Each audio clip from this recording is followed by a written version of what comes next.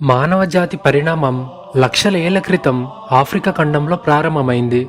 కోతి వంటి పూర్వీకుల నుండి క్రమంగా శారీరక మార్పులు చెందుతూ హోమోసిపియన్స్ గా మనం అవతరించాం. ఈ సుదీర్ఘ ప్రయాణంలో వాతావరణ మార్పులకు అనుగుణంగా ఆదిమానవుడు తన రూపురేఖలను మార్చుకున్నాడు. ఆదిమానవుడి ఎదుగుదలలో కీలక మలుపు రెండు కాళ్లపై నిటారంగా నడవటం. దీనివల్ల చేతులు ఖాళీ అయ్యాయి. దాని ఫలితంగా ఆహారాన్ని సేకరించడానికి, పిల్లలను పట్టుకోవడానికి మరియు ఆయుధాలను తయారు చేయడానికి వీలు కలిగింది. ఆదిమానవుల కాలాన్ని ప్రధానంగా రాతి యుగమని పిలుస్తారు. వారు తమ రక్షణ కోసం మరియు వేట కోసం రాళ్లను ఆయుధాలుగా మలిచారు. ఏదైనా రాళ్లతో జంతువుల చర్మాన్ని వలచడం, మాంసాన్ని కోయటం వంటివి నేర్చుకున్నారు. మానవ చరిత్రలో నిప్పు కనుక్కోవడం అతిపెద్ద విప్లవం. రాళ్లను ఒక దానితో ఒకటి కొట్టడం ద్వారా నిప్పును పుట్టించడం ఆదిమానవుడు నేర్చుకున్నాడు. నిప్పు ద్వారా క్రూర మృగాల నుండి రక్షణ పొందడమే కాకుండా చలి నుండి తట్టుకోవడానికి మరియు ఆహారాన్ని వండుకోవడానికి మార్గమైంది. ఆదిమానవులు స్థిర నివాసం లేకుండా ఆహారం కోసం అడవుల్లో తిరుగుతుండేవారు. పండ్లు సేకరించడంతో పాటు గుంపులు గుంపులుగా వెళ్లి పెద్ద పెద్ద జంతువులను వేటాడేవారు. ఆనాటి ఆహార అలవాట్లు పూర్తిగా ప్రకృతిపై ఆధారపడి ఉండేవి. వర్షం మరియు ఎండ నుండి రక్షణ కోసం ఆదిమానవులు సహజ సిద్ధమైన గుహలలో నివసించేవారు.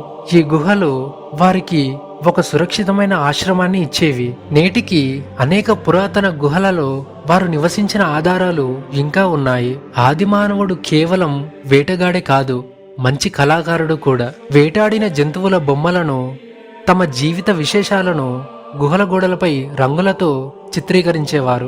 ఈ చిత్రాలు వారి ఆలోచన విధానాన్ని మనకు తెలియజేస్తాయి. ఒంటరిగా కంటే గుంపుగా ఉంటేనే మనుగడ సాధ్యమని ఆదిమానవుడు గుర్తించాడు. దీనివల్ల కుటుంబం, తెగ అనే భావాలు ఏర్పడ్డాయి. వేటలో ఒకరికొకరు సహాయం చేసుకోవడం, ఆహారాన్ని పంచుకోవడం వంటి సామాజిక లక్షణాలు అప్పుడే మొదలయ్యాయి. ప్రారంభంలో ఆదిమానవులకు స్పష్టమైన భాష ఉండేది కాదు. సైగలు, వింత శబ్దాల ద్వారా భావాలను పంచుకునేవారు. శరీరాన్ని కప్పుకోవడానికి మరియు చలి నుండి రక్షించుకోవడానికి ఆదిమానవులు జంతువుల చర్మాలను మరియు చెట్ల ఆకులను ఉపయోగించేవారు.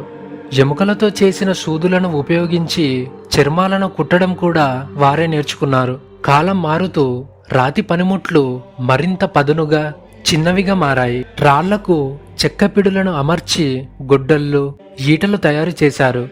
ఇది వారి వేట సామర్థ్యాన్ని ఇంకా పెంచింది. రాళ్లతో పాటు జంతువుల ఎముకలు, దంతాలు మరియు కొమ్ములను కూడా ఆయుధాలుగా ఉపయోగించేవారు. చేపలు పట్టడానికి ఎముకలతో చేసిన గాలాలను ఉపయోగించేవారు. ఆదిమానవులకు ప్రకృతి పట్ల అపారమైన గౌరవం మరియు భయం ఉండేవి. సూర్యుడు, వాన, ఉరుములను చూసి శక్తులుగా భావించి పూజించేవారు.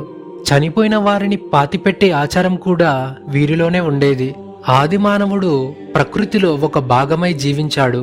తనకు కావలసిన దానికంటే ఎక్కువ ప్రకృతి నుండి ఆశించేవాడు కాదు. పర్యావరణాన్ని కలుషితం చేయకుండా సహజ సిద్ధమైన జీవనాన్ని సాగించాడు. ఆహారం తక్కువైనప్పుడు లేదా వాతావరణం మారినప్పుడు ఆదిమానవులు ఒక ప్రాంతం నుండి మరో ప్రాంతానికి వలస వెళ్లేవారు. ఇలాగే ఆఫ్రికా నుండి ఆసియా, ఐరోపా మరియు ఇతర ఖండాలకు మానవజాతి విస్తరించింది.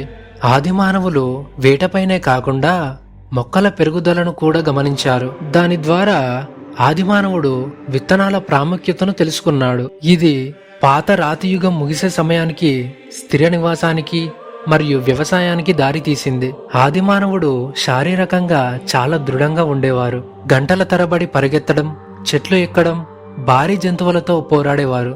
నేటి మానవుడితో పోలిస్తే వారి రోగ నిరోధక శక్తి చాలా ఎక్కువ. తమ రక్షణ కోసం మరియు వేటలో సహాయపడడం కోసం కుక్కలను అలవాటు చేసుకునేవారు. ఇదే మానవ మరియు జంతు సంబంధానికి ఆరంభం. ఆదిమానవులు పడ్డ కష్టం, వారి ఆవిష్కరణలే నేటి ఆధునిక ప్రపంచానికి పునాది. నిప్పు, ఆయుధాలు మరియు సామాజిక కట్టుబాట్లు లాంటివి వారు మనకు అందించిన గొప్ప ఆస్తులు. వారి జీవన పోరాటమే మనల్ని ఈ స్థాయికి చేర్చింది. ఈ వీడియోని మీరు చివరి వరకు చూసినందుకు మీకు ధన్యవాదాలు. మరిన్ని ఇలాంటి ఇంట్రెస్టింగ్ వీడియోస్ కోసం మీరు మన ఛానల్ని లైక్ చేసి సబ్స్క్రైబ్ చేసుకోండి. Thank you for watching.